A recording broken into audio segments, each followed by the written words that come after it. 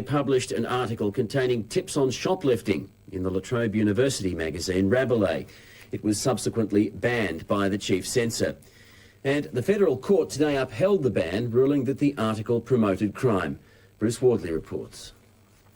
The students described the decision as a disgrace. It seems to me that this is an incredibly wide censorship law that could really affect anybody who wants to publish anything that seriously dissents in this society. The court heard in July 1995 that La Trobe University newspaper Rabelais contained an article on the art of shoplifting. The chief censor banned it because it promoted crime. Lawyers for the students argued it was a political article and therefore protected by the Constitution.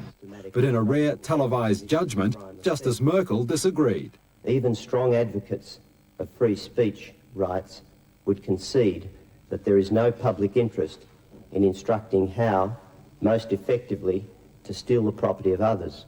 He said it was unfortunate the article was in a student publication. Undoubtedly, one expects a university to be a place where freedom of speech and expression of all kinds will flourish.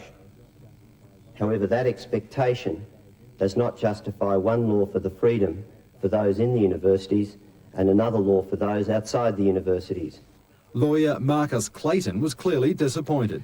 It's a day of pluses and minuses for freedom of speech. The judge's decision restricts to some extent the words of the censorship code, but the censorship code is still capable, in my opinion, of very broad application. Lawyers and civil liberty groups say any article can now be banned that promotes an unlawful activity, such as euthanasia or marijuana smoking.